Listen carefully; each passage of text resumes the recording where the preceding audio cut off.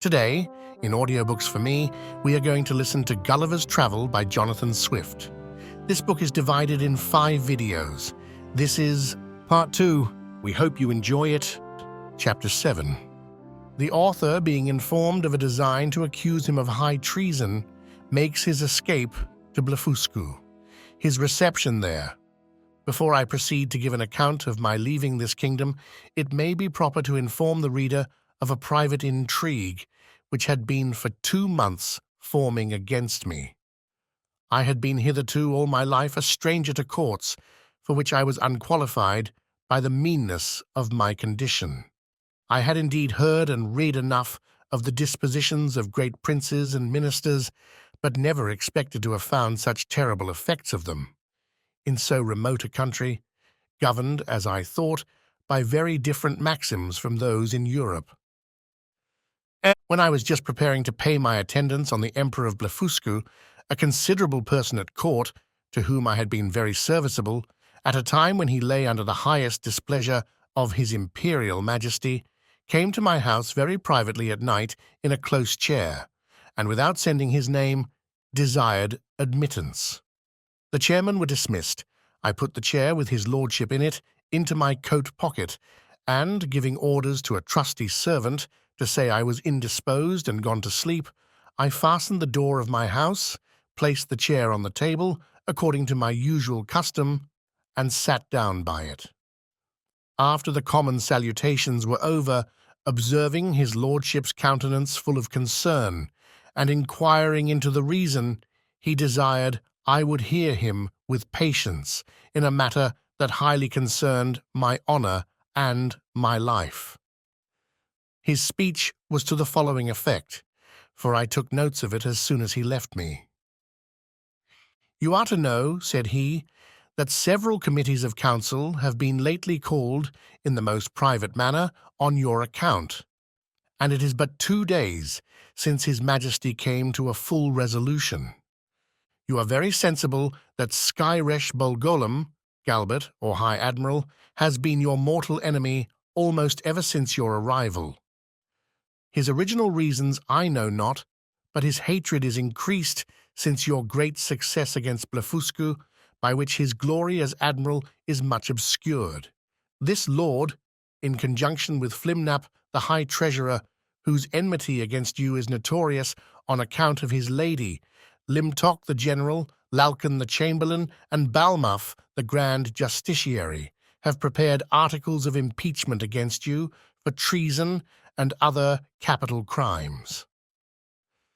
This preface made me so impatient, being conscious of my own merits and innocence, that I was going to interrupt him, when he entreated me to be silent, and thus proceeded. "Out of gratitude for the favours you have done me, I procured information of the whole proceedings and a copy of the articles, wherein I venture my head for your service. Articles of impeachment against Quinbus Flestrin, the Man-Mountain. Article 1. Whereas, by a statute made in the reign of His Imperial Majesty Callan Defa Plune, it is enacted that whoever shall make water within the precincts of the royal palace shall be liable to the pains and penalties of high treason. Notwithstanding, the said Quinbus Flestrin, in open breach of the said law, under colour of extinguishing the fire kindled in the apartment of His Majesty's most dear imperial consort, did maliciously, traitorously, and devilishly, by discharge of his urine, put out the said fire kindled in the said apartment, lying and being within the precincts of the said royal palace, against the statute in that case provided, etc., against the duty, etc. Article the 2.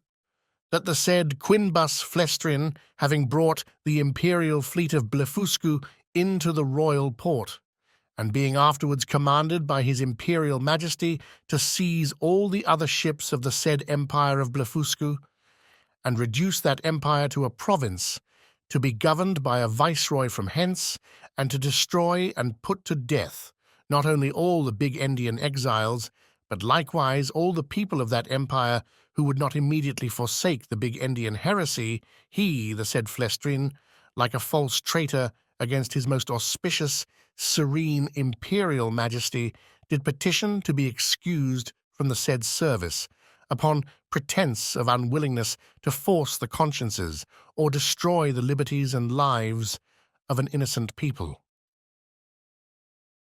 Article the 3rd.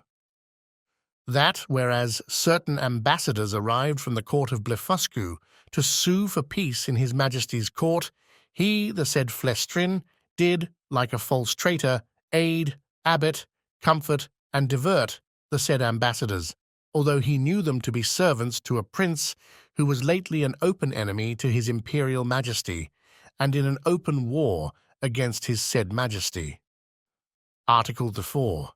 That the said Quinbus Flestrin, contrary to the duty of a faithful subject, is now preparing to make a voyage to the court and empire of Blefuscu, for which he has received only verbal license from his imperial majesty, and, under colour of the said license, does falsely and traitorously intend to take the said voyage, and thereby to aid, comfort, and abet the Emperor of Blefuscu, so lately an enemy and in open war with his imperial majesty, aforesaid. There are some other articles, but these are the most important, of which I have read you an abstract. In the several debates upon this impeachment, it must be confessed that his majesty gave many marks of his great lenity, often urging the services you had done him and endeavouring to extenuate your crimes. The treasurer and admiral insisted that you should be put to the most painful and ignominious death by setting fire to your house at night, and the general was to attend with 20,000 men, armed with poisoned arrows, to shoot you on the face and hands. Some of your servants were to have private orders to strew a poisonous juice on your shirts and sheets, which would soon make you tear your own flesh and die in the utmost torture. The general came into the same opinion, so that for a long time there was a majority against you, but his majesty resolving, if possible, to spare your life, at last brought off the chamberlain. Upon this incident, Reldresal, principal secretary for private affairs, who always approved himself your true friend, was commanded by the emperor to deliver his opinion, which he accordingly did, and therein justified the good thoughts you have of him. He allowed your crimes to be great, but that still there was room for mercy, the most commendable virtue in a prince, and for which his majesty was so justly celebrated.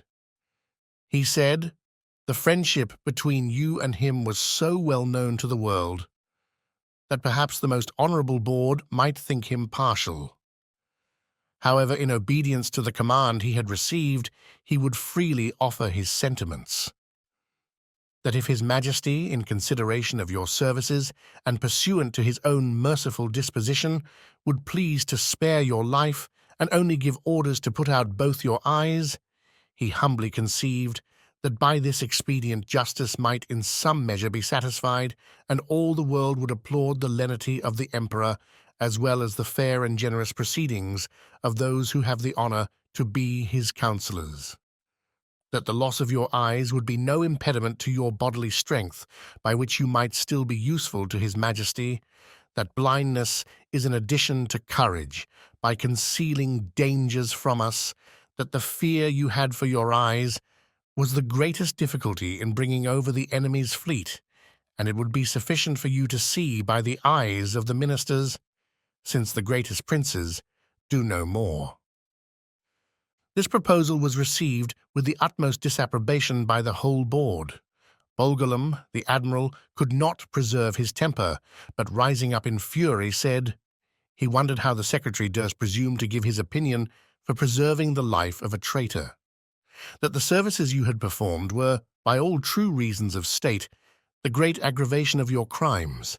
That you, who were able to extinguish the fire by discharge of urine in her majesty's apartment, which he mentioned with horror, might, at another time, raise an inundation by the same means to drown the whole palace, and the same strength which enabled you to bring over the enemy's fleet might serve, upon the first discontent, to carry it back, that he had good reasons to think you were a big Indian in your heart, And as treason begins in the heart before it appears in overt acts, so he accused you as a traitor on that account, and therefore insisted you should be put to death.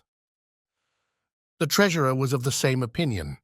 He showed to what straits his Majesty's revenue was reduced by the charge of maintaining you, which would soon grow insupportable, that the secretary's expedient of putting out your eyes was so far from being a remedy against this evil that it would probably increase it, as is manifest from the common practice of blinding some kind of fowls, after which they fed the faster and grew sooner fat.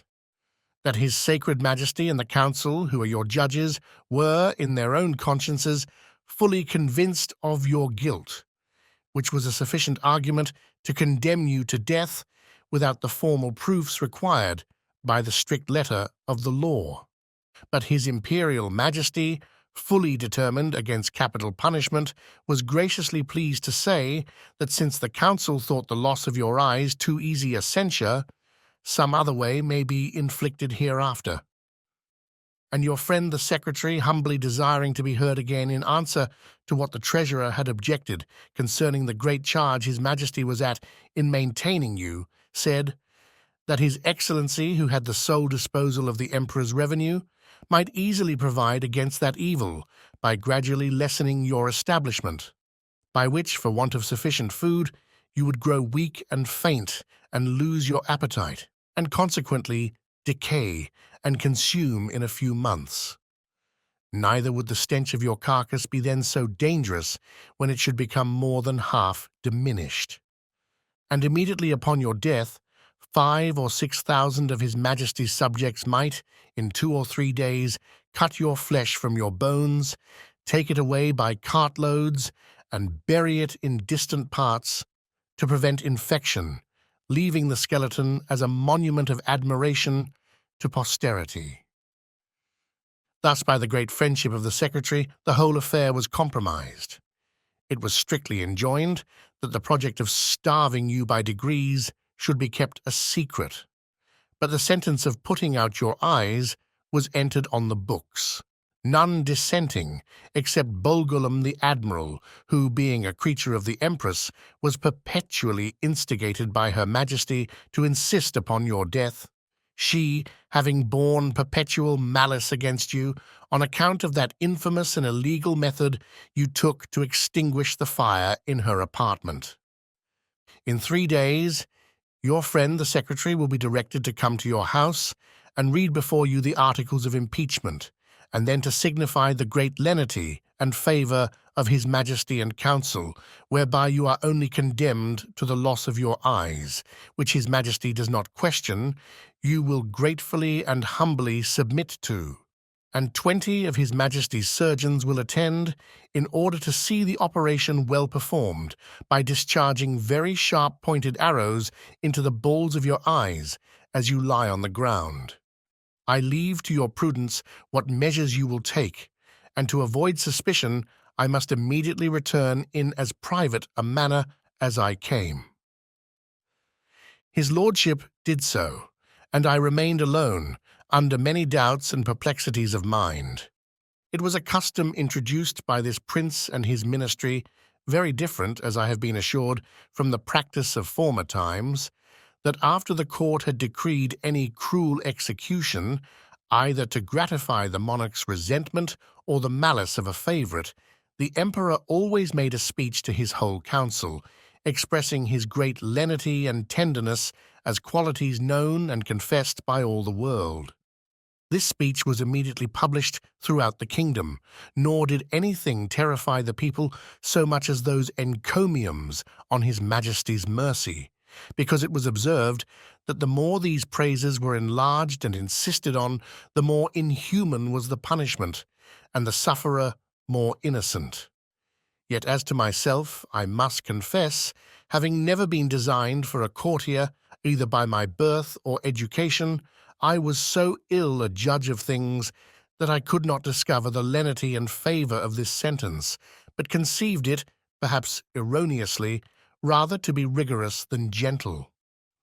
I sometimes thought of standing my trial, for although I could not deny the facts alleged in the several articles, yet I hoped they would admit of some extenuation. But having in my life perused many state trials, which I ever observed to terminate as the judges thought fit to direct, I durst not rely on so dangerous a decision in so critical a juncture, and against such powerful enemies. Once I was strongly bent upon resistance, for while I had liberty the whole strength of that empire could hardly subdue me, and I might easily with stones pelt the metropolis to pieces. But I soon rejected that project with horror by remembering the oath I had made to the emperor, the favors I received from him, and the high title of Nardak he conferred upon me. Neither had I so soon learned the gratitude of courtiers to persuade myself that His Majesty's present severities acquitted me of all past obligations.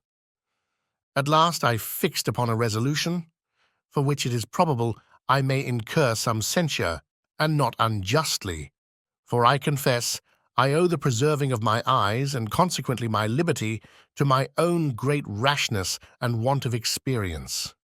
Because, if I had then known the nature of princes and ministers, which I have since observed in many other courts, and their methods of treating criminals less obnoxious than myself, I should, with great alacrity and readiness, have submitted to so easy a punishment.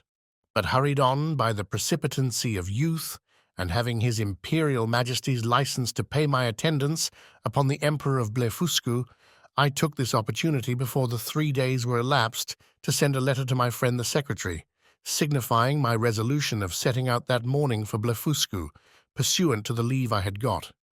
And without waiting for an answer, I went to that side of the island where our fleet lay. I seized a large man of war, tied a cable to the prow, and lifting up the anchors, I stripped myself, put my clothes, together with my coverlet which I carried under my arm, into the vessel, and drawing it after me, between wading and swimming, arrived at the royal port of Blefuscu, where the people had long expected me. They lent me 2 guides to direct me to the capital city, which is of the same name.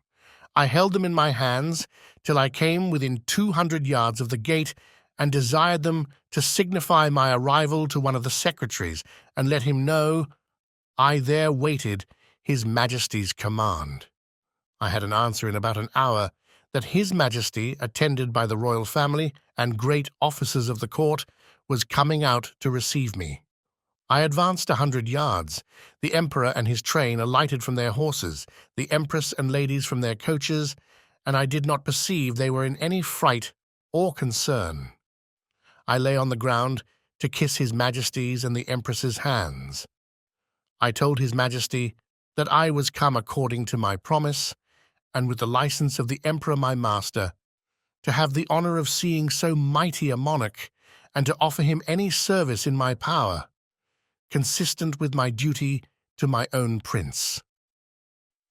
Not mentioning a word of my disgrace, because I had hitherto no regular information of it, and might suppose myself wholly ignorant of any such design. Neither could I reasonably conceive that the emperor would discover the secret while I was out of his power, wherein, however, it soon appeared I was deceived. I shall not trouble the reader with the particular account of my reception at this court, which was suitable to the generosity of so great a prince, nor of the difficulties I was in for want of a house and bed, being forced to lie on the ground, wrapped up in my coverlet. Chapter 8. The author, by a lucky accident, finds means to leave Blefuscu, and, after some difficulties, returns safe to his native country. 3 days after my arrival, walking out of curiosity to the northeast coast of the island, I observed, about half a league off in the sea, somewhat that looked like a boat overturned. I pulled off my shoes and stockings, and wading 200 or 300 yards, I found the object to approach nearer by force of the tide, and then plainly saw it to be a real boat, which I supposed might by some tempest have been driven from a ship. Whereupon I returned immediately towards the city, and desired His Imperial Majesty to lend me 20 of the tallest vessels he had left, after the loss of his fleet and 3,000 seamen under the command of his vice-admiral. This fleet sailed round, while I went back the shortest way to the coast, where I first discovered the boat. I found the tide had driven it still nearer. The seamen were all provided with cordage, which I had beforehand twisted to a sufficient strength. When the ships came up, I stripped myself and waded till I came within 100 yards of the boat, after which I was forced to swim till I got up to it. The seaman threw me the end of the cord, which I fastened to a hole in the forepart of the boat, and the other end to a man of war. But I found all my labour to little purpose, for being out of my depth, I was not able to work. In this necessity I was forced to swim behind and push the boat forward as often as I could with one of my hands, and the tide favouring me, I advanced so far that I could just hold up my chin and feel the ground. I rested 2 or 3 minutes, and then gave the boat another shove, and so on, till the sea was no higher than my armpits. And now, the most laborious part being over, I took out my other cables, which were stowed in one of the ships, and fastened them first to the boat, and then to 9 of the vessels which attended me. The wind being favourable, the seamen towed, and I shoved until we arrived within 40 yards of the shore. And waiting till the tide was out, I got dry to the boat, and by the assistance of 2,000 men with ropes and engines, I made a shift to turn it on its bottom, and found it was but little damaged. I shall not trouble the reader with the difficulties I was under by the help of certain paddles, which cost me 10 days making, to get my boat to the royal port of Blefuscu, where a mighty concourse of people appeared upon my arrival, full of wonder at the sight of so prodigious a vessel. I told the emperor that my good fortune had thrown this boat in my way to carry me to some place whence I might return into my native country, and begged his majesty's orders for getting materials to fit it up, together with his license to depart, which, after some kind expostulations, he was pleased to grant. I did very much wonder, in all this time, not to have heard of any express relating to me from our emperor to the court of Blefuscu, but I was afterward given privately to understand that his imperial majesty, never imagining I had the least notice of his designs, believed I was only gone to Blefuscu in performance of my promise, according to the license he had given me, which was well known at our court, and would return in a few days when the ceremony was ended. But he was at last in pain at my long absence, and after consulting with the treasurer and the rest of that cabal, a person of quality was dispatched with the copy of the articles against me. This envoy had instructions to represent to the monarch of Blefuscu the great lenity of his master, who was content to punish me no farther than with the loss of my eyes, that I had fled from justice, and if I did not return in 2 hours, I should be deprived of my title of Nardak and declared a traitor.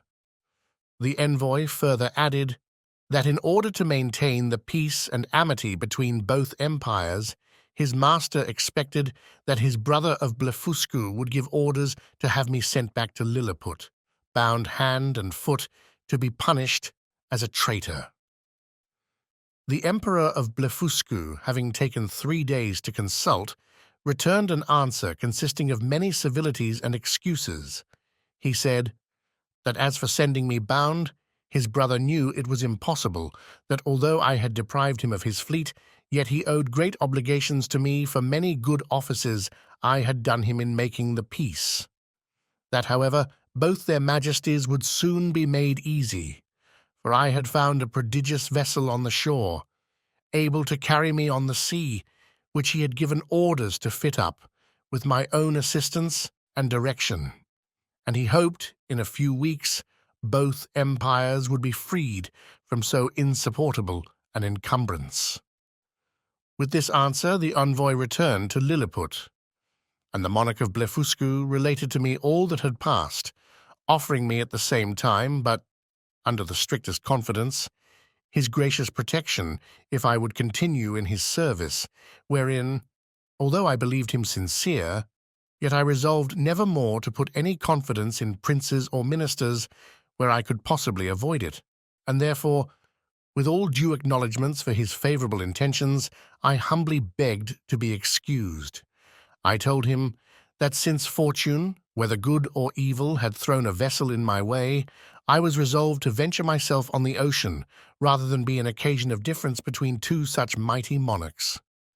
Neither did I find the emperor at all displeased, and I discovered, by a certain accident, that he was very glad of my resolution, and so were most of his ministers.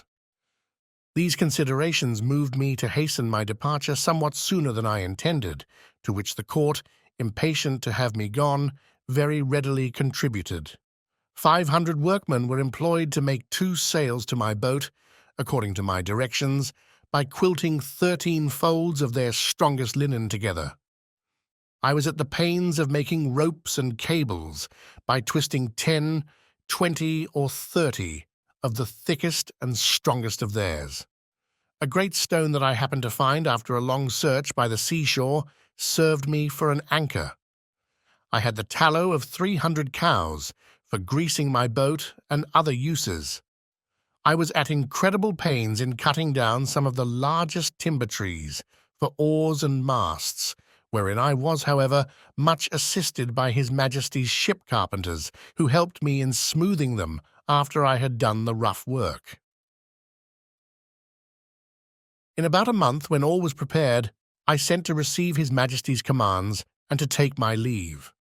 The Emperor and royal family came out of the palace. I lay down on my face to kiss his hand, which he very graciously gave me. So did the Empress and young princes of the blood. His Majesty presented me with 50 purses of 200 sprugs apiece, together with his picture at full length, which I put immediately into one of my gloves, to keep it from being hurt. The ceremonies at my departure were too many to trouble the reader with at this time. I stored the boat with the carcasses of 100 oxen and 300 sheep, with bread and drink proportionable, and as much meat ready dressed as 400 cooks could provide. I took with me 6 cows and 2 bulls alive, with as many ewes and rams, intending to carry them into my own country and propagate the breed, and to feed them on board. I had a good bundle of hay and a bag of corn.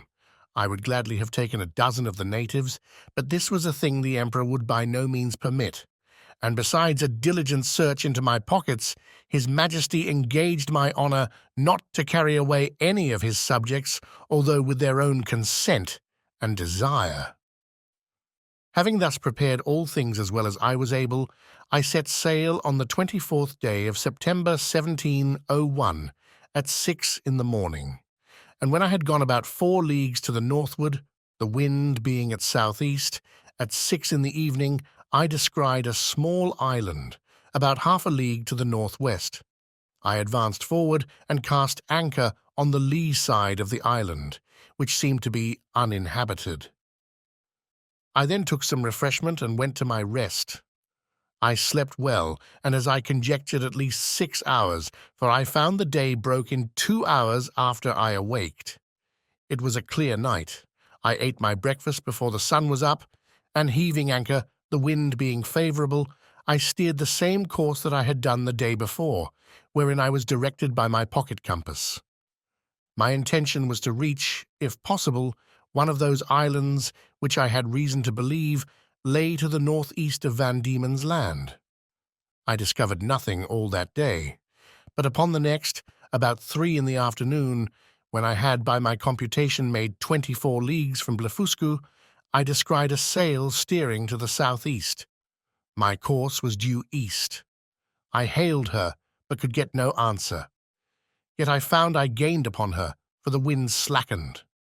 I made all the sail I could, and in half an hour she spied me, then hung out her ancient and discharged a gun. It is not easy to express the joy I was in, upon the unexpected hope of once more seeing my beloved country and the dear pledges I left in it.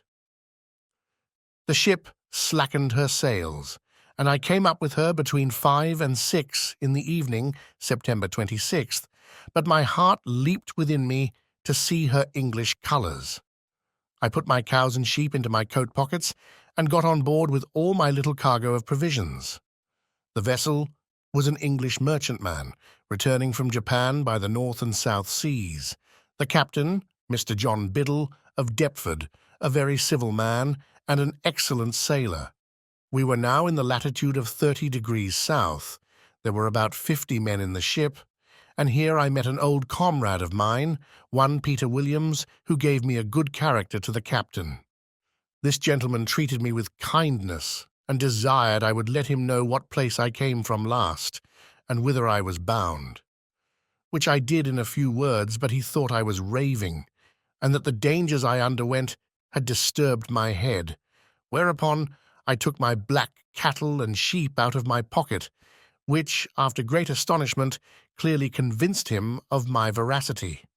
I then showed him the gold given me by the Emperor of Blefuscu, together with his Majesty's picture at full length and some other rarities of that country. I gave him 2 purses of 200 sprugs each, and promised, when we arrived in England, to make him a present of a cow and a sheep big with young. I shall not trouble the reader with a particular account of this voyage, which was very prosperous for the most part. We arrived in the Downs on the 13th of April, 1702. I had only one misfortune, that the rats on board carried away one of my sheep.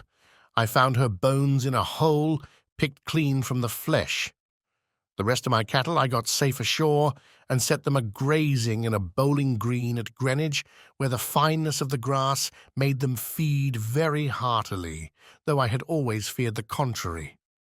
Neither could I possibly have preserved them in so long a voyage, if the captain had not allowed me some of his best biscuit, which, rubbed to powder and mingled with water, was their constant food.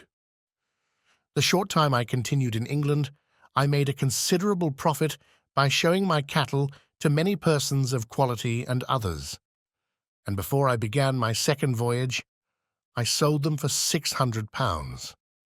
Since my last return, I find the breed is considerably increased, especially the sheep, which I hope will prove much to the advantage of the woolen manufacture by the fineness of the fleeces. I stayed but 2 months with my wife and family, for my insatiable desire of seeing foreign countries would suffer me to continue no longer. I left £1,500 with my wife and fixed her in a good house at Redriff. My remaining stock I carried with me, part in money and part in goods, in hopes to improve my fortunes. My eldest Uncle John had left me an estate in land near Epping of about £30 a year, and I had a long lease of the Black Bull in Fetter Lane, which yielded me as much more, so that I was not in any danger of leaving my family upon the parish. My son Johnny, named so after his uncle, was at the grammar school and a towardly child. My daughter Betty, who is now well married and has children, was then at her needlework.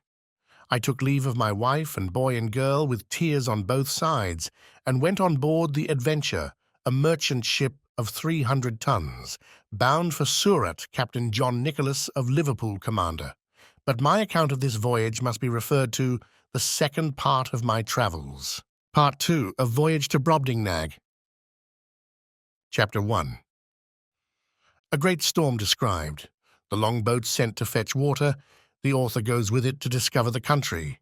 He is left on shore, is seized by one of the natives, and carried to a farmer's house. His reception, with several accidents that happened there. A description of the inhabitants. Having been condemned by nature and fortune to active and restless life, in 2 months after my return, I again left my native country and took shipping in the Downs, on the 20th day of June, 1702, in the Adventure, Captain John Nicholas, a Cornishman commander, bound for Surat. We had a very prosperous gale, till we arrived at the Cape of Good Hope, where we landed for fresh water. But discovering a leak, we unshipped our goods and wintered there. For the captain falling sick of an ague, we could not leave the Cape till the end of March. We then set sail and had a good voyage till we passed the Straits of Madagascar. But having got northward of that island and to about 5 degrees south latitude, the winds, which in those seas are observed to blow a constant equal gale between the north and west, from the beginning of December to the beginning of May, on the 19th of April began to blow with much greater violence, and more westerly than usual, continuing so for 20 days together, during which time we were driven a little to the east of the Molucca Islands, and about 3 degrees northward of the line, as our captain found by an observation he took the 2nd of May, at which time the wind ceased, and it was a perfect calm, whereat I was not a little rejoiced. But he, being a man well experienced in the navigation of those seas, bid us all prepare against a storm, which accordingly happened the day following. For the southern wind, called the southern monsoon, began to set in. Finding it was likely to overblow, we took in our spritsail and stood by to hand the foresail. But making foul weather, we looked the guns were all fast, and handed the mizzen. The ship lay very broad off, so we thought it better spooning before the sea than trying or hulling. We reefed the foresail and set him, and hauled aft the foresheet. The helm was hard a-weather. The ship wore bravely. We belayed the fore-down-haul, but the sail was split, and we hauled down the yard, and got the sail into the ship, and unbound all the things clear of it.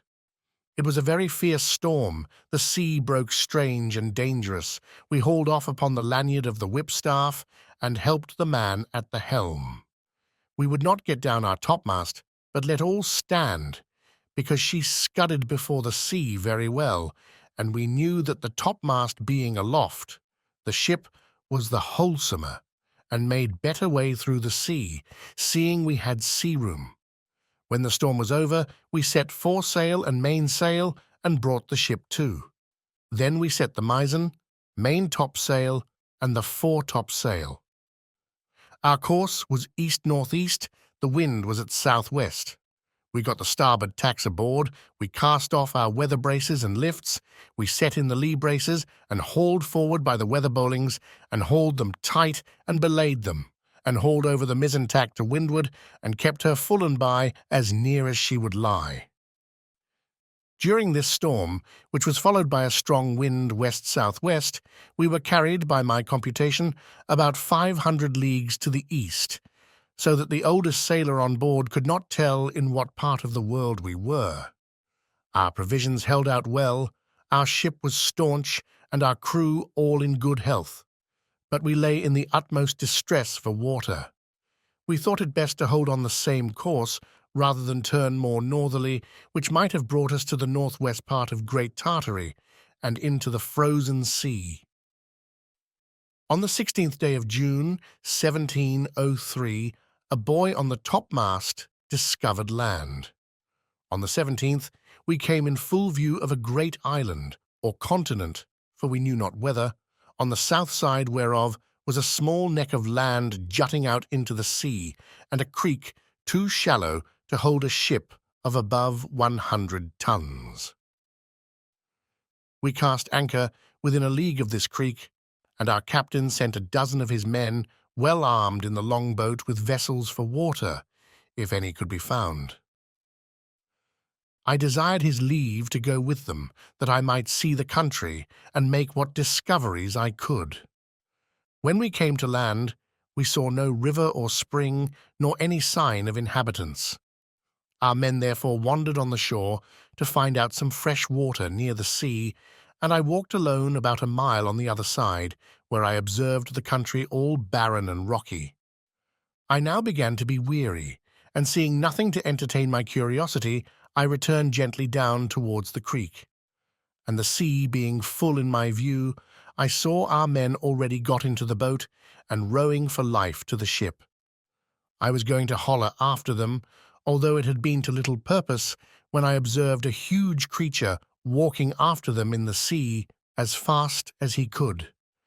He waded not much deeper than his knees, and took prodigious strides. But our men had the start of him half a league, and the sea thereabouts being full of sharp-pointed rocks, the monster was not able to overtake the boat. This I was afterwards told, for I durst not stay to see the issue of the adventure, but ran as fast as I could the way I first went, and then climbed up a steep hill, which gave me some prospect of the country. I found it fully cultivated, but that which first surprised me was the length of the grass, which, in those grounds that seemed to be kept for hay, was about 20 feet high.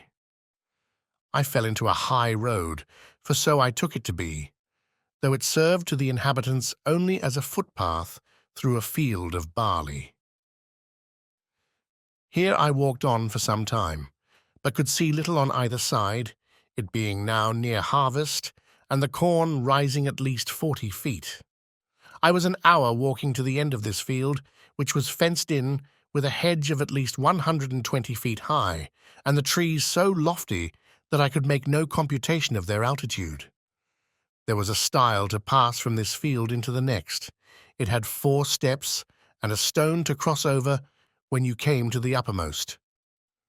It was impossible for me to climb this stile, because every step was 6 feet high, and the upper stone about 20. I was endeavoring to find some gap in the hedge when I discovered one of the inhabitants in the next field advancing towards the stile, of the same size with him whom I saw in the sea pursuing our boat. He appeared as tall as an ordinary spire steeple, and took about 10 yards at every stride, as near as I could guess. I was struck with the utmost fear and astonishment, and ran to hide myself in the corn, whence I saw him at the top of the stile, looking back into the next field on the right hand, and heard him call in a voice many degrees louder than a speaking trumpet. But the noise was so high in the air that at first I certainly thought it was thunder. Whereupon 7 monsters, like himself, came towards him with reaping hooks in their hands, each hook about the largeness of 6 scythes.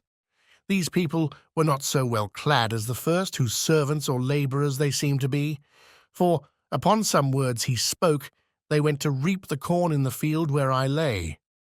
I kept from them at as great a distance as I could, but was forced to move with extreme difficulty, for the stalks of the corn were sometimes not above a foot distant, so that I could hardly squeeze my body betwixt them. However, I made a shift to go forward till I came to a part of the field where the corn had been laid by the rain and wind. Here it was impossible for me to advance a step, for the stalks were so interwoven that I could not creep through, and the beards of the fallen ears so strong and pointed that they pierced through my clothes into my flesh. At the same time I heard the reapers not 100 yards behind me. Being quite dispirited with toil, and wholly overcome by grief and despair, I lay down between 2 ridges, and heartily wished I might there end my days. I bemoaned my desolate widow and fatherless children. I lamented my own folly and wilfulness in attempting a second voyage against the advice of all my friends and relations. In this terrible agitation of mind, I could not forbear thinking of Lilliput, whose inhabitants looked upon me as the greatest prodigy that ever appeared in the world, where I was able to draw an imperial fleet in my hand and perform those other actions, which will be recorded forever in the chronicles of that empire, while posterity shall hardly believe them, although attested by millions. I reflected what a mortification it must prove to me to appear as inconsiderable in this nation as one single Lilliputian would be among us.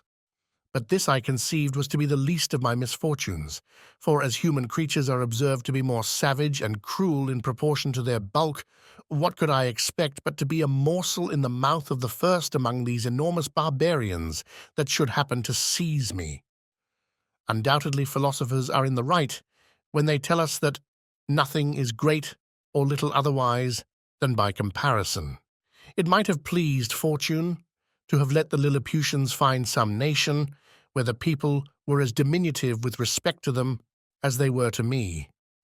And who knows but that even this prodigious race of mortals might be equally overmatched in some distant part of the world, whereof we have yet no discovery. Scared and confounded as I was, I could not forbear going on with these reflections, when one of the reapers, approaching within 10 yards of the ridge where I lay, made me apprehend that with the next step I should be squashed to death under his foot or cut in two with his reaping hook. And therefore, when he was again about to move, I screamed as loud as fear could make me, whereupon the huge creature trod short, and looking round about under him for some time, at last espied me as I lay on the ground. He considered a while, with the caution of one who endeavours to lay hold on a small, dangerous animal in such a manner that it shall not be able either to scratch or bite him, as I myself have sometimes done with a weasel in England. At length he ventured to take me behind, by the middle, between his forefinger and thumb, and brought me within 3 yards of his eyes, that he might behold my shape more perfectly. I guessed his meaning, and my good fortune gave me so much presence of mind that I resolved not to struggle in the least, as he held me in the air above 60 feet from the ground, although he grievously pinched my sides for fear I should slip through his fingers.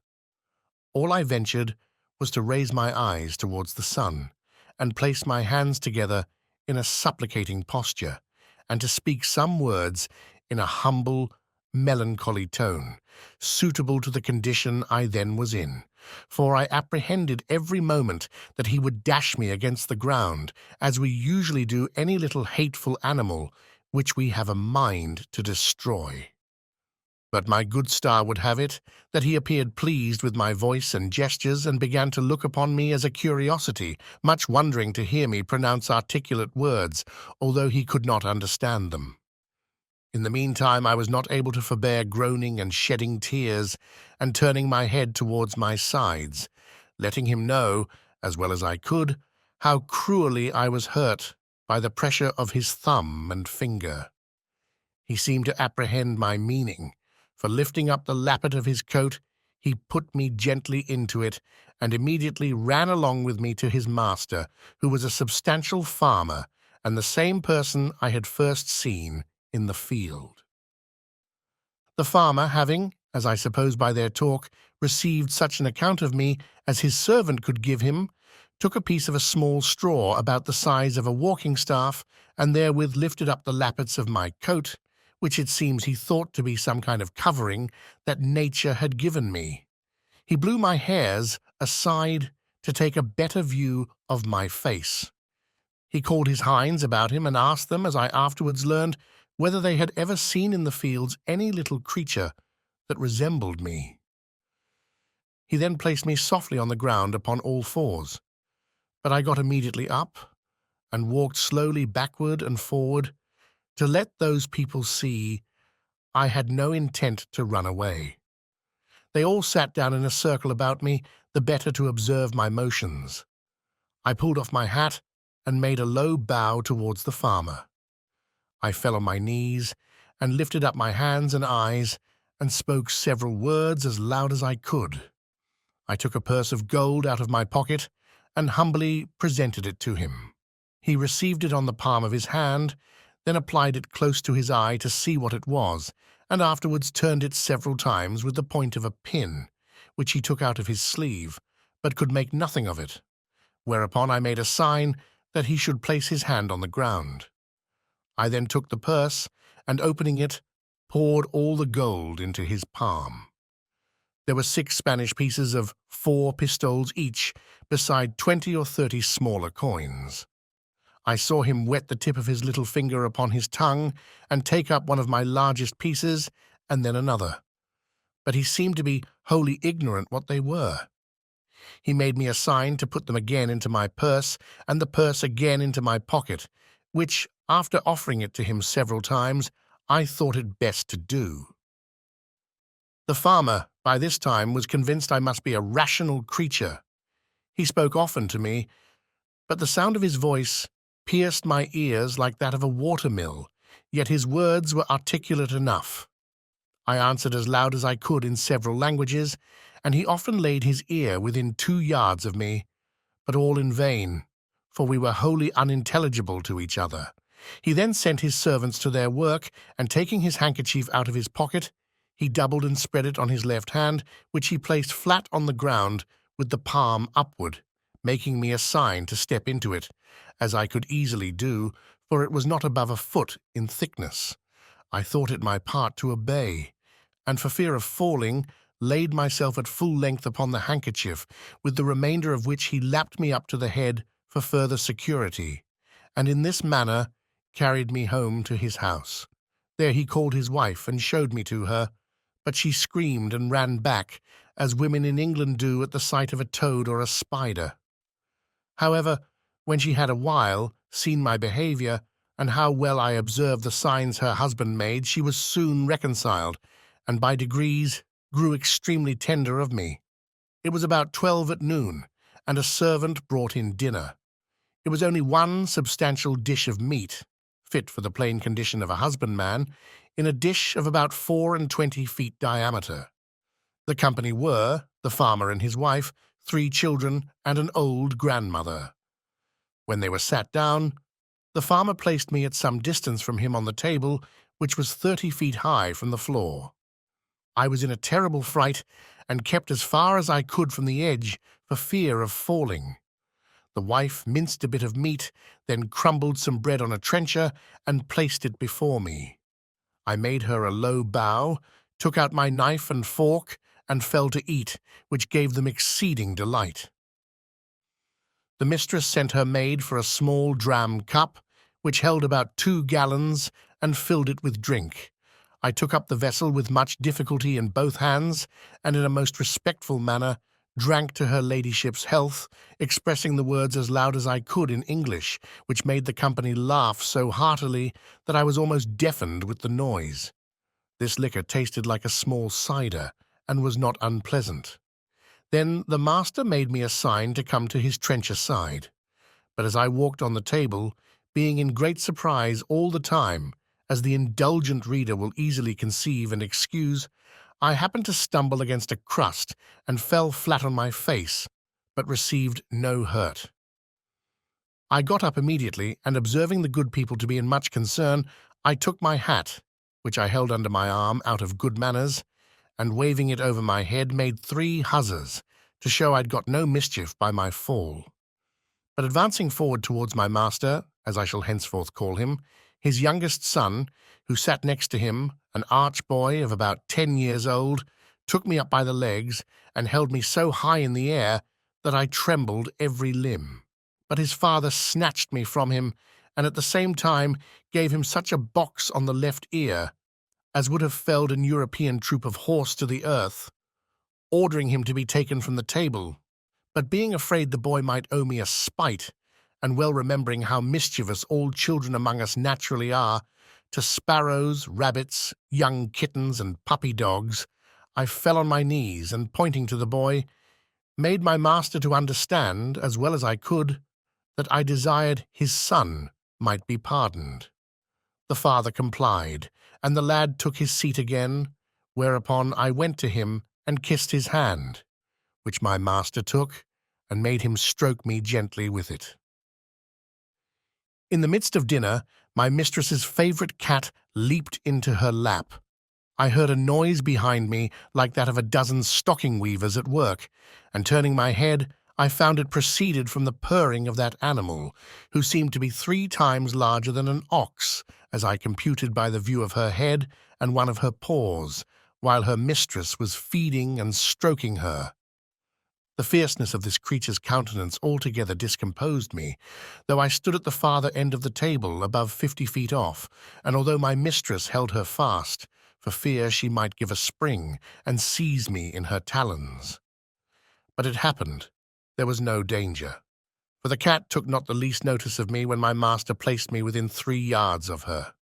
And as I have been always told, and found true by experience in my travels, that flying or discovering fear before a fierce animal is a certain way to make it pursue or attack you, so I resolved in this dangerous juncture to show no manner of concern. I walked with intrepidity 5 or 6 times before the very head of the cat, and came within half a yard of her, whereupon she drew herself back as if she were more afraid of me.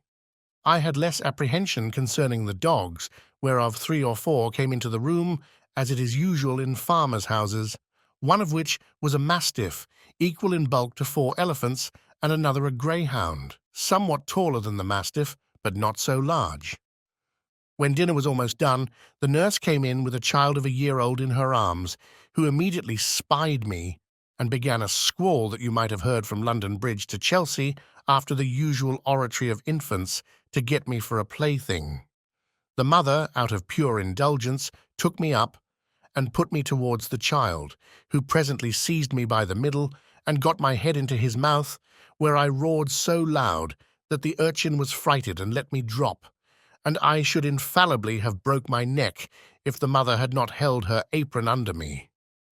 The nurse, to quiet her babe, made use of a rattle which was a kind of hollow vessel filled with great stones and fastened by a cable to the child's waist, but all in vain, so that she was forced to apply the last remedy by giving it suck. I must confess no object ever disgusted me so much as the sight of her monstrous breast, which I cannot tell what to compare with, so as to give the curious reader an idea of its bulk, shape, and colour. It stood prominent 6 feet, and could not be less than 16 in circumference. The nipple was about half the bigness of my head, and the hue both of that and the dug, so varied with spots, pimples, and freckles that nothing could appear more nauseous, for I had a near sight of her, she sitting down the more conveniently to give suck, and I standing on the table. This made me reflect upon the fair skins of our English ladies, who appear so beautiful to us only because they are of our own size, and their defects not to be seen but through a magnifying glass, where we find by experiment that the smoothest and whitest skins look rough and coarse and ill-coloured. I remember when I was at Lilliput, the complexion of those diminutive people appeared to me the fairest in the world, and talking upon this subject with a person of learning there, who was an intimate friend of mine, he said that my face appeared much fairer and smoother when he looked on me from the ground than it did upon a nearer view, when I took him up in my hand and brought him close, which he confessed was at first a very shocking sight. He said he could discover great holes in my skin, that the stumps of my beard were 10 times stronger than the bristles of a boar, and my complexion made up of several colours altogether disagreeable. Although I must beg leave to say for myself that I am as fair as most of my sex and country, and very little sunburnt by all my travels. On the other side, discoursing of the ladies in that emperor's court, he used to tell me one had freckles, another too wide a mouth, a third too large a nose. Nothing of which I was able to distinguish. I confess this reflection was obvious enough, which, however, I could not forbear, lest the reader might think those vast creatures were actually deformed. For I must do them the justice to say they are a comely race of people, and particularly the features of my master's countenance, although he was but a farmer, when I beheld him from the height of 60 feet, appeared very well proportioned. When dinner was done, my master went out to his labourers, and, as I could discover by his voice and gesture, gave his wife strict charge to take care of me. I was very much tired and disposed to sleep, which my mistress perceiving, she put me on her own bed and covered me with a clean white handkerchief, but larger and coarser than the mainsail of a man of war.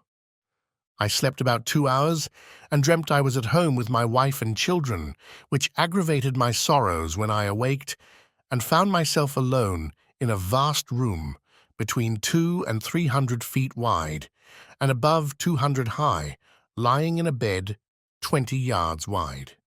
My mistress was gone about her household affairs, and had locked me in. The bed was 8 yards from the floor. Some natural necessities required me to get down. I durst not presume to call, and if I had, it would have been in vain with such a voice as mine, at so great a distance from the room where I lay to the kitchen where the family kept.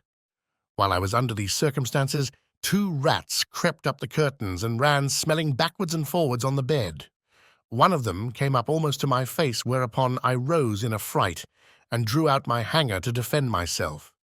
These horrible animals had the boldness to attack me on both sides, and one of them held his forefeet at my collar. But I had the good fortune to rip up his belly before he could do me any mischief. He fell down at my feet, and the other, seeing the fate of his comrade, made his escape, but not without one good wound on the back, which I gave him as he fled, and made the blood run trickling from him. After this exploit, I walked gently to and fro on the bed to recover my breath and loss of spirits. These creatures were of the size of a large mastiff, but infinitely more nimble and fierce, so that if I had taken off my belt before I went to sleep, I must have infallibly been torn to pieces and devoured. I measured the tail of the dead rat and found it to be 2 yards long, wanting an inch, but it went against my stomach to drag the carcass off the bed, where it lay still bleeding. I observed it had yet some life, but with a strong slash across the neck, I thoroughly dispatched it. Soon after my mistress came into the room, who, seeing me all bloody, ran and took me up in her hand. I pointed to the dead rat, smiling, and making other signs to show I was not hurt, whereat she was extremely rejoiced, calling the maid to take up the dead rat with a pair of tongs and throw it out of the window. Then she set me on a table, where I showed her my hanger all bloody, and wiping it on the lappet of my coat, returned it to the scabbard. I was pressed to do more than one thing which another could not do for me, and therefore endeavoured to make my mistress understand that I desired to be set down on the floor, which, after she had done, my bashfulness would not suffer me to express myself farther than by pointing to the door and bowing several times. The good woman, with much difficulty, at last perceived what I would be at, and taking me up again in her hand, walked into the garden, where she set me down. I went on one side about 200 yards, and beckoning to her not to look or to follow me, I hid myself between 2 leaves of sorrel, and there discharged the necessities of nature. I hope the gentle reader will excuse me for dwelling on these and the like particulars, which, however insignificant they may appear to grovelling vulgar minds, yet will certainly help a philosopher to enlarge his thoughts and imagination and apply them to the benefit of public as well as private life, which was my sole design in presenting this and other accounts of my travels to the world, wherein I have been chiefly studious of truth, without affecting any ornaments of learning or of style. But the whole scene of this voyage made so strong an impression on my mind, and is so deeply fixed in my memory, that in committing it to paper, I did not omit one material circumstance. However, upon a strict review, I blotted out several passages of less moment which were in my first copy, for fear of being censured as tedious and trifling, whereof travellers are often, perhaps not without justice, accused. Chapter 2. A description of the farmer's daughter. The author carried to a market town and then to the metropolis. The particulars of his journey. My mistress had a daughter of 9 years old, a child of towardly parts for her age, very dexterous at her needle, and skilful in dressing her baby. Her mother and she contrived to fit up the baby's cradle for me against night. The cradle was put into a small drawer of a cabinet, and the drawer placed upon a hanging shelf, for fear of the rats. This was my bed all the time I stayed with those people, though made more convenient by degrees as I began to learn their language and make my wants known. This young girl was so handy that after I had once or twice pulled off my clothes before her, she was able to dress and undress me, though I never gave her that trouble when she would let me do either myself. She made me 7 shirts and some other linen, of as fine cloth as could be got, which indeed was coarser than sackcloth, and these she constantly washed for me with her own hands. She was likewise my schoolmistress to teach me the language.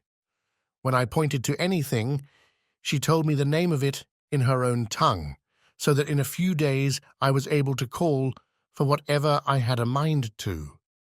She was very good-natured and not above 40 feet high, being little for her age.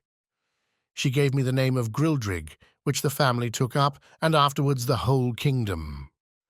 The word imports what the Latins call nanunculus, the Italians homunculatino, and the English mannequin. To her, I chiefly owe my preservation in that country. We never parted while I was there. I called her my Glumdalclitch, or little nurse, and should be guilty of great ingratitude if I omitted this honourable mention of her care and affection towards me, which I heartily wish it lay in my power to requite, as she deserves, instead of being the innocent but unhappy instrument of her disgrace, as I have too much reason to fear. It now began to be known and talked of in the neighbourhood that my master had found a strange animal in the field, about the bigness of a splachnuck, but exactly shaped in every part like a human creature, which it likewise imitated in all its actions. Seemed to speak in a little language of its own, had already learned several words of theirs, went erect upon 2 legs, was tame and gentle, would come when it was called, do whatever it was bid, had the finest limbs in the world, and a complexion fairer than a nobleman's daughter of 3 years old. Another farmer, who lived hard by and was a particular friend of my master, came on a visit on purpose to inquire into the truth of this story. I was immediately produced and placed upon a table, where I walked as I was commanded, drew my hanger, put it up again, made my reverence to my master's guest, asked him in his own language how he did, and told him he was welcome, just as my little nurse had instructed me. This man, who was old and dim-sighted, put on his spectacles to behold me better, at which I could not forbear laughing very heartily, for his eyes appeared like the full moon shining into a chamber at 2 windows. Our people, who discovered the cause of my mirth, bore me company in laughing, at which the old fellow was fool enough to be angry and out of countenance. He had the character of a great miser, and to my misfortune he well deserved it, by the cursed advice he gave my master, to show me as a sight upon a market day in the next town, which was half an hour's riding, about 22 miles from our house. I guess there was some mischief when I observed my master and his friend whispering together, sometimes pointing at me, and my fears made me fancy that I overheard and understood some of their words. But the next morning, Glumdalclitch, my little nurse, told me the whole matter, which she had cunningly picked out from her mother. The poor girl laid me on her bosom, and fell a-weeping with shame and grief. She apprehended some mischief would happen to me from rude, vulgar folks, who might squeeze me to death or break one of my limbs by taking me in their hands. She had also observed how modest I was in my nature, how nicely I regarded my honour, and what an indignity I should conceive it, to be exposed for money as a public spectacle to the meanest of the people. She said her papa and mamma had promised that Grildrig should be hers, but now she found they meant to serve her as they did last year, when they pretended to give her a lamb, and yet, as soon as it was fat, sold it to a butcher. For my own part, I may truly affirm that I was less concerned than my nurse. I had a strong hope, which never left me, that I should one day recover my liberty.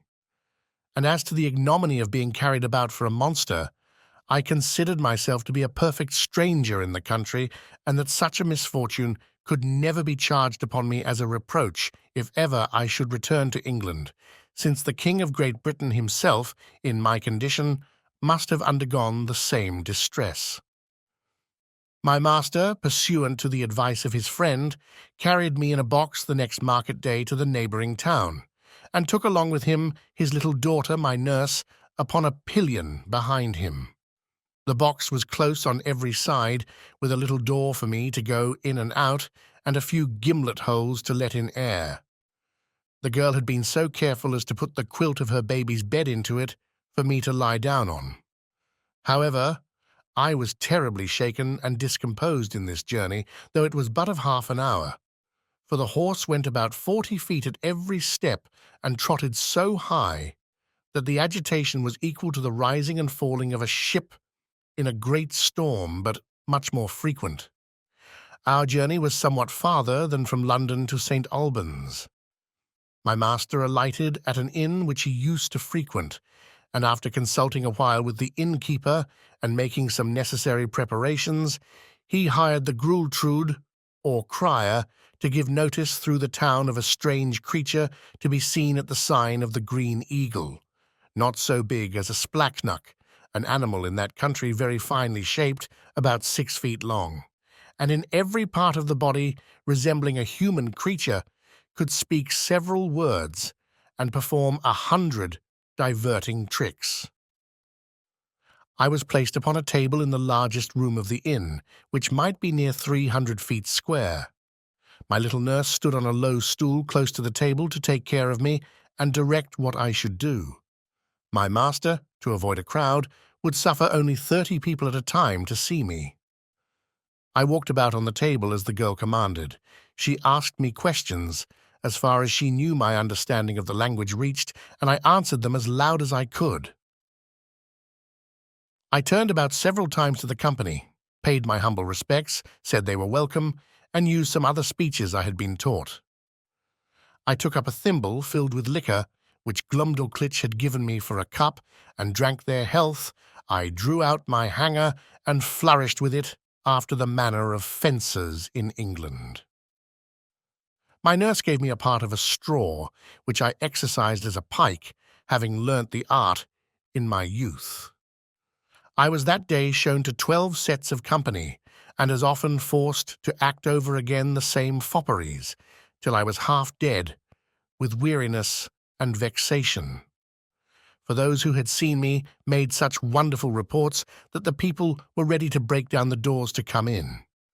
My master, for his own interest, would not suffer anyone to touch me except my nurse, and to prevent danger, benches were set round the table at such a distance as to put me out of everybody's reach. However, an unlucky schoolboy aimed a hazelnut directly at my head, which very narrowly missed me. Otherwise, it came with so much violence that it would have infallibly knocked out my brains, for it was almost as large as a small pumpkin. But I had the satisfaction to see the young rogue well beaten, and turned out of the room. My master gave public notice that he would show me again the next market day, and in the meantime he prepared a convenient vehicle for me, which he had reason enough to do, for I was so tired with my first journey, and with entertaining company for 8 hours together, that I could hardly stand upon my legs or speak a word. It was at least 3 days before I recovered my strength, and that I might have no rest at home, all the neighbouring gentlemen from 100 miles round, hearing of my fame, came to see me at my master's own house. There could not be fewer than 30 persons with their wives and children, for the country is very populous, and my master demanded the rate of a full room whenever he showed me at home, although it were only to a single family, so that for some time I had but little ease every day of the week, except Wednesday, which is their Sabbath, although I were not carried to the town. My master, finding how profitable I was likely to be, resolved to carry me to the most considerable cities of the kingdom. Having therefore provided himself with all things necessary for a long journey, and settled his affairs at home, he took leave of his wife, and upon the 17th of August, 1703, about 2 months after my arrival, we set out for the metropolis, situated near the middle of that empire, and about 3,000 miles distance from our house. My master made his daughter Glumdalclitch ride behind him. She carried me on her lap, in a box tied about her waist. The girl had lined it on all sides with the softest cloth she could get, well quilted underneath, furnished it with her baby's bed, provided me with linen and other necessaries, and made everything as convenient as she could. We had no other company but a boy of the house, who rode after us with the luggage. My master's design was to show me in all the towns by the way, and to step out of the road for 50 or 100 miles, to any village or person of quality's house, where he might expect custom. We made easy journeys of not above 7 or 8 score miles a day, for Glumdalclitch, on purpose to spare me, complained she was tired with the trotting of the horse. She often took me out of my box at my own desire to give me air and show me the country, but always held me fast by a leading string. We passed over 5 or 6 rivers, many degrees broader and deeper than the Nile or the Ganges, and there was hardly a rivulet so small as the Thames at London Bridge. We were 10 weeks in our journey, and I was shown in 18 large towns, besides many villages and private families. On the 26th day of October, we arrived at the metropolis, called in their language Lorbrulgrud, or Pride of the Universe. My master took a lodging in the principal street of the city, not far from the royal palace, and put out bills in the usual form, containing an exact description of my person and parts. He hired a large room between 300 and 400 feet wide. He provided a table 60 feet in diameter, upon which I was to act my part, and palisadoed it round 3 feet from the edge, and as many high, to prevent my falling over. I was shown 10 times a day, to the wonder and satisfaction of all people. I could now speak the language tolerably well, and perfectly understood every word that was spoken to me. Besides, I had learnt their alphabet, and could make a shift to explain a sentence here and there, for Glumdalclitch had been my instructor while we were at home, and at leisure hours during our journey. She carried a little book in her pocket, not much larger than a Sanson's atlas.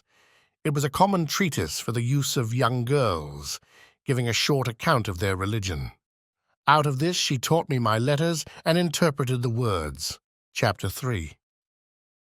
The author sent for to court. The queen buys him of his master the farmer, and presents him to the king. He disputes with his majesty's great scholars. An apartment at court provided for the author. He is in high favour with the queen. He stands up for the honour of his own country. His quarrels with the queen's dwarf. The frequent labours I underwent every day made in a few weeks a very considerable change in my health. The more my master got by me, the more insatiable he grew. I had quite lost my stomach and was almost reduced to a skeleton. The farmer observed it, and concluding I must soon die, resolved to make as good a hand of me as he could. While he was thus reasoning and resolving with himself, a sardral, or gentleman usher, came from court, commanding my master to carry me immediately thither for the diversion of the queen and her ladies. Some of the latter had already been to see me, and reported strange things of my beauty, behaviour, and good sense. Her Majesty, and those who attended her, were beyond measure delighted with my demeanour. I fell on my knees, and begged the honour of kissing her imperial foot. But this gracious princess held out her little finger towards me after I was set on the table, which I embraced in both my arms, and put the tip of it with the utmost respect to my lip. She made me some general questions about my country and my travels, which I answered as distinctly and in as few words as I could. She asked whether I could be content to live at court. I bowed down to the board of the table, and humbly answered that I was my master's slave, but if I were at my own disposal, I should be proud to devote my life to Her Majesty's service. She then asked my master whether he was willing to sell me at a good price. He, who apprehended I couldn't live a month, was ready enough to part with me, and demanded 1,000 pieces of gold, which were ordered him on the spot, each piece being about the bigness of 800 moidores. But allowing for the proportion of all things between that country and Europe, and the high price of gold among them, was hardly so great a sum as 1,000 guineas would be in England. I then said to the Queen, since I was now Her Majesty's most humble creature and vassal, I must beg the favour that Glumdalclitch, who had always tended me with so much care and kindness, and understood to do it so well, might be admitted into her service, and continue to be my nurse and instructor. Her Majesty agreed to my petition, and easily got the farmer's consent, who was glad enough to have his daughter preferred at court, and the poor girl herself was not able to hide her joy. My late master withdrew, bidding me farewell and saying he had left me in a good service, to which I replied not a word, only making him a slight bow. The Queen observed my coldness, and when the farmer was gone out of the apartment, asked me the reason. I made bold to tell Her Majesty that I owed no other obligation to my late master than his not dashing out the brains of a poor harmless creature found by chance in his fields, which obligation was amply recompensed by the gain he had made in showing me through half the kingdom and the price he had now sold me for. That the life I had since led was laborious enough to kill an animal of 10 times my strength, that my health was much impaired by the continual drudgery of entertaining the rabble every hour of the day, and that if my master had not thought my life in danger, Her Majesty would not have got so cheap a bargain. But as I was out of all fear of being ill-treated under the protection of so great and good an empress, the ornament of nature, the darling of the world, the delight of her subjects, the phoenix of the creation, so I hoped my late master's apprehensions would appear to be groundless, for I already found my spirits revive by the influence of her most august presence. This was the sum of my speech, delivered with great improprieties and hesitation. The latter part was altogether framed in the style peculiar to that people, whereof I learned some phrases from Glumdalclitch while she was carrying me to court. The Queen, giving great allowance for my defectiveness in speaking, was, however, surprised at so much wit and good sense in so diminutive an animal. She took me in her own hand and carried me to the King, who was then retired to his cabinet. His Majesty, a prince of much gravity and austere countenance, not well observing my shape at first view, asked the Queen, after a cold manner, how long it was since she grew fond of a splashnuck. For such it seems he took me to be as I lay upon my breast in Her Majesty's right hand. But this princess, who has an infinite deal of wit and humour, set me gently on my feet upon the scrutoire, and commanded me to give His Majesty an account of myself, which I did in a very few words. And Glumdalclitch, who attended at the cabinet door, and could not endure I should be out of her sight, being admitted, confirmed all that had passed from my arrival at her father's house. The King, although he be as learned a person as any in his dominions, had been educated in the study of philosophy, and particularly mathematics, yet, when he observed my shape exactly, and saw me walk erect before I began to speak, conceived I might be a piece of clockwork, which is in that country arrived to a very great perfection, contrived by some ingenious artist. But when he heard my voice, and found what I delivered to be regular and rational, he could not conceal his astonishment. He was by no means satisfied with the relation I gave him of the manner I came into his kingdom, but thought it a story concerted between Glumdalclitch and her father, who had taught me a set of words to make me sell at a better price. Upon this imagination, he put several other questions to me, and still received rational answers, no otherwise defective than by a foreign accent and an imperfect knowledge in the language, with some rustic phrases which I had learned at the farmer's house and did not suit the polite style of a court. His Majesty sent for 3 great scholars, who were then in their weekly waiting, according to the custom in that country. These gentlemen, after they had a while examined my shape with much nicety, were of different opinions concerning me.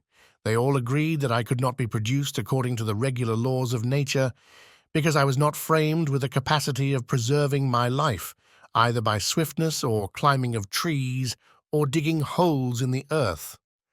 They observed by my teeth, which they viewed with great exactness, that I was a carnivorous animal, yet most quadrupeds being an overmatch for me, and field mice, with some others too nimble, they could not imagine how I should be able to support myself unless I fed upon snails and other insects, which they offered by many learned arguments to evince that I could not possibly do. One of these virtuosi seemed to think that I might be an embryo or abortive birth.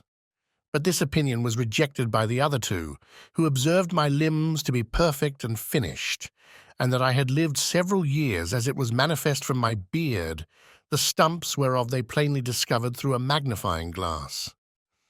They would not allow me to be a dwarf because my littleness was beyond all degrees of comparison. For the Queen's favourite dwarf, the smallest ever known in that kingdom, was near 30 feet high. After much debate, they concluded unanimously that I was only Relplum Scalcath, which is interpreted literally lusus naturae, a determination exactly agreeable to the modern philosophy of Europe, whose professors, disdaining the old evasion of occult causes, whereby the followers of Aristotle endeavoured in vain to disguise their ignorance, have invented this wonderful solution of all difficulties to the unspeakable advancement of human knowledge.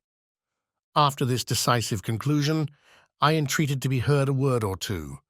I applied myself to the king and assured his majesty that I came from a country which abounded with several millions of both sexes and of my own stature, where the animals, trees, and houses were all in proportion, and where, by consequence, I might be as able to defend myself and to find sustenance as any of his majesty's subjects could do here, which I took for a full answer to those gentlemen's arguments. To this they only replied with a smile of contempt, saying that the farmer had instructed me very well in my lesson. The king, who had a much better understanding, dismissing his learned men, sent for the farmer, who by good fortune was not yet gone out of town. Having therefore first examined him privately, and then confronted him with me and the young girl, his majesty began to think that what we told him might possibly be true. He desired the Queen to order that a particular care should be taken of me, and was of opinion that Glumdalclitch should still continue in her office of tending me, because he observed we had a great affection for each other. A convenient apartment was provided for her at court. She had a sort of governess appointed to take care of her education, a maid to dress her, and 2 other servants for menial offices. But the care of me was wholly appropriated to herself. The Queen commanded her own cabinet-maker to contrive a box that might serve me for a bedchamber after the model that Glumdalclitch and I should agree upon. This man was a most ingenious artist, and according to my direction, in 3 weeks finished for me a wooden chamber of 16 feet square and 12 high, with sash windows, a door, and 2 closets like a London bedchamber. The board that made the ceiling was to be lifted up and down by 2 hinges, to put in a bed ready furnished by Her Majesty's upholsterer, which Glumdalclitch took out every day to air, made it with her own hands, and letting it down at night, locked up the roof over me. A nice workman, who was famous for little curiosities, undertook to make me 2 chairs with backs and frames of a substance not unlike ivory, and 2 tables, with a cabinet to put my things in. The room was quilted on all sides, as well as the floor and the ceiling, to prevent any accident from the carelessness of those who carried me, and to break the force of a jolt when I went in a coach. I desired a lock for my door to prevent rats and mice from coming in. The smith, after several attempts, made the smallest that ever was seen among them, for I have known a larger at the gate of a gentleman's house in England. I made a shift to keep the key in a pocket of my own, fearing Glumdalclitch might lose it. The Queen likewise ordered the thinnest silks that could be gotten to make me clothes, not much thicker than an English blanket, very cumbersome till I was accustomed to them. They were after the fashion of the kingdom, partly resembling the Persian and partly the Chinese, and are a very grave and decent habit. The Queen became so fond of my company that she could not dine without me. I had a table placed upon the same at which Her Majesty ate, just at her left elbow, and a chair to sit on. Glumdalclitch stood on a stool on the floor near my table to assist and take care of me. I had an entire set of silver dishes and plates and other necessaries, which, in proportion to those of the Queen, were not much bigger than what I have seen in a London toy shop for the furniture of a baby house. These my little nurse kept in her pocket in a silver box, and gave me at meals as I wanted them, always cleaning them herself. No person dined with the Queen but the 2 princesses royal, the eldest 16 years old, and the younger, at that time, 13 and a month. Her Majesty used to put a bit of meat upon one of my dishes, out of which I carved for myself, and her diversion was to see me eat in miniature.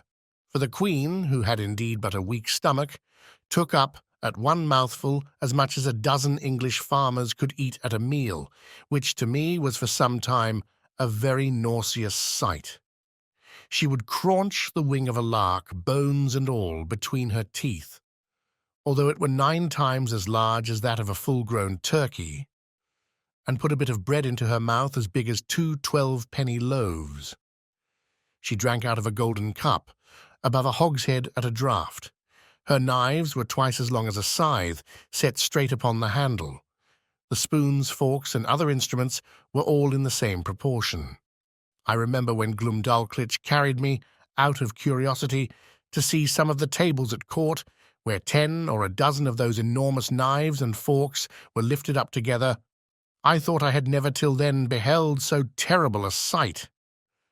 It is the custom that every Wednesday, which, as I have observed, is their Sabbath, the King and Queen, with the royal issue of both sexes, dine together in the apartment of His Majesty, to whom I was now become a great favourite, and at these times my little chair and table were placed at his left hand, before one of the salt cellars.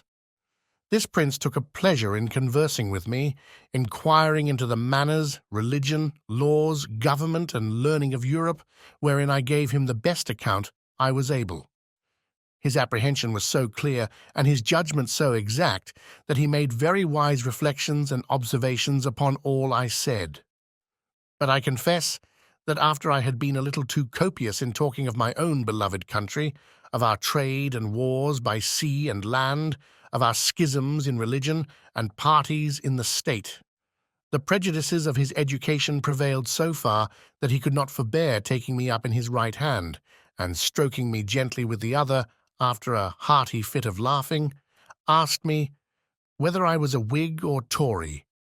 Then turning to his first minister, who waited behind him with a white staff, near as tall as the mainmast of the royal sovereign, he observed how contemptible a thing was human grandeur, which could be mimicked by such diminutive insects as I.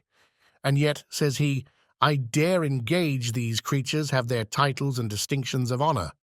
They contrive little nests and burrows that they call houses and cities.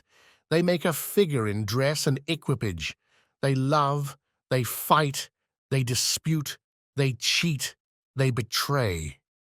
And thus he continued on, while my colour came and went several times with indignation, to hear our noble country, the mistress of arts and arms, the scourge of France, the arbitress of Europe, the seat of virtue, piety, honour, and truth, the pride and envy of the world, so contemptuously treated.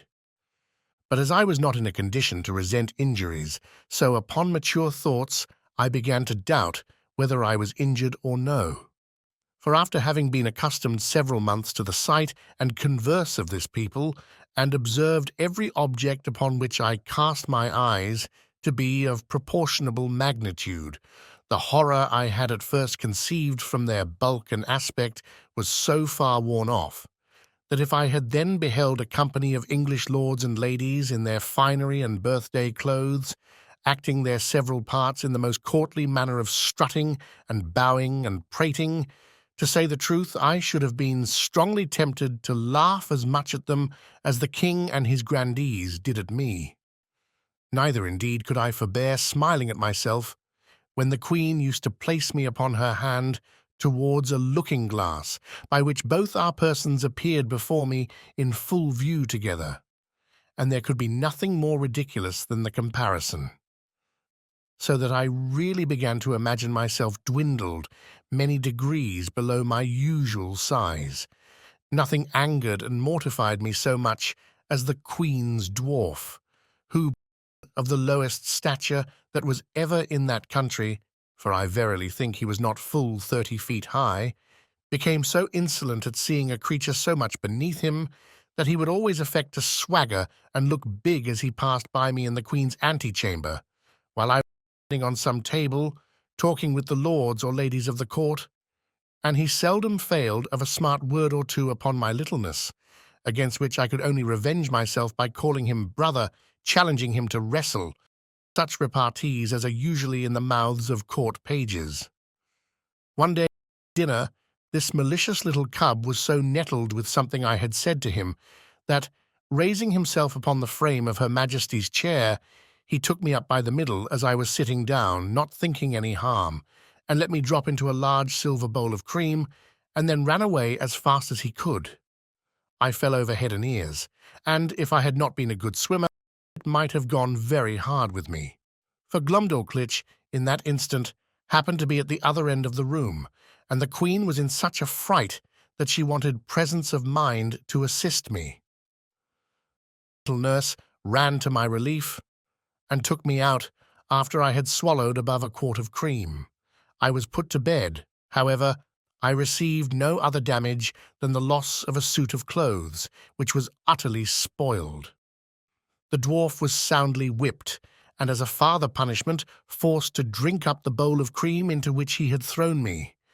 Neither was he ever restored to favour, for soon after the Queen bestowed him on a lady of high quality, so that I saw him no more, to my very great satisfaction, for I could not tell to what extremities such a malicious man might have carried his resentment. He had before served me a scurvy trick which set the Queen a-laughing, although at the same time she was heartily vexed, and would have immediately cashiered him if I had not been so generous as to intercede. Her Majesty had taken a marrow bone upon her plate, and after knocking out the marrow, placed the bone again in the dish erect, as it stood before. The dwarf, watching his opportunity while Glumdalclitch was gone to the sideboard, mounted the stool that she stood on to take care of me at meals, took me up in both hands, and squeezing my legs together, wedged them into the marrow bone above my waist, where I stuck for some time and made a very ridiculous figure. I believe it was near a minute before anyone knew what was become of me, for I thought it below me to cry out. But as princes seldom get their meat hot, my legs were not scalded, only my stockings and breeches in a sad condition. The dwarf, at my entreaty, had no other punishment than a sound whipping. I was frequently rallied by the Queen upon account of my fearfulness, and she used to ask me whether the people of my country were as great cowards as myself. The occasion was this: the kingdom is much pestered with flies in summer, and these odious insects, each of them as big as a Dunstable lark, hardly gave me any rest while I sat at dinner, with their continual humming and buzzing about mine ears. They would sometimes alight upon my victuals, and leave their loathsome excrement or spawn behind, which to me was very visible, though not to the natives of that country, whose large optics were not so acute as mine, in viewing smaller objects. Sometimes they would fix upon my nose or forehead, where they stung me to the quick, smelling very offensively, and I could easily trace that viscous matter which our naturalists tell us enables those creatures to walk with their feet upwards upon a ceiling. I had much ado to defend myself against these detestable animals, and could not forbear starting when they came on my face. It was the common practice of the dwarf to catch a number of these insects in his hand, as schoolboys do among us, and let them out suddenly under my nose, on purpose to frighten me and divert the Queen. My remedy was to cut them in pieces with my knife as they flew in the air, wherein my dexterity was much admired. I remember one morning when Glumdalclitch had set me in a box upon a window, as she usually did in fair days to give me air, for I durst not venture to let the box be hung on a nail out of the window, as we do with cages in England. After I had lifted up one of my sashes and sat down at my table to eat a piece of sweet cake for my breakfast, above 20 wasps, allured by the smell, came flying into the room, humming louder than the drones of as many bagpipes. Some of them seized my cake and carried it piecemeal away. Others flew about my head and face, confounding me with the noise and putting me in the utmost terror of their stings. However, I had the courage to rise and draw my hanger, and attack them in the air. I dispatched 4 of them, but the rest got away, and I presently shut my window. These insects were as large as partridges. I took out their stings, found them 1.5 inches long and as sharp as needles. I carefully preserved them all, and having since shown them, with some other curiosities, in several parts of Europe, upon my return to England, I gave 3 of them to Gresham College and kept the 4th for myself. Chapter 4. The country described, a proposal for correcting modern maps, the King's Palace, and some account of the metropolis, the author's way of travelling, the chief temple described. I now intend to give the reader a short description of this country as far as I travelled in it, which was not above 2,000 miles round Lorbrulgrud, the metropolis. For the Queen, whom I always attended, never went farther when she accompanied the King in his progresses, and there stayed till his Majesty returned from viewing his frontiers. The whole extent of this prince's dominions reaches about 6,000 miles in length, and from 3 to 5 in breadth. Whence I cannot but conclude that our geographers of Europe are in a great error by supposing nothing but sea between Japan and California, for it was ever my opinion that there must be a balance of earth to counterpoise the great continent of Tartary, and therefore they ought to correct their maps and charts by joining this vast tract of land to the northwest parts of America, wherein I shall be ready to lend them my assistance. The kingdom is a peninsula, terminated to the northeast by a ridge of mountains 30 miles high, which are altogether impassable by reason of the volcanoes upon the tops. Neither do the most learned know what sort of mortals inhabit beyond those mountains, or whether they be inhabited at all. On the 3 other sides it is bounded by the ocean.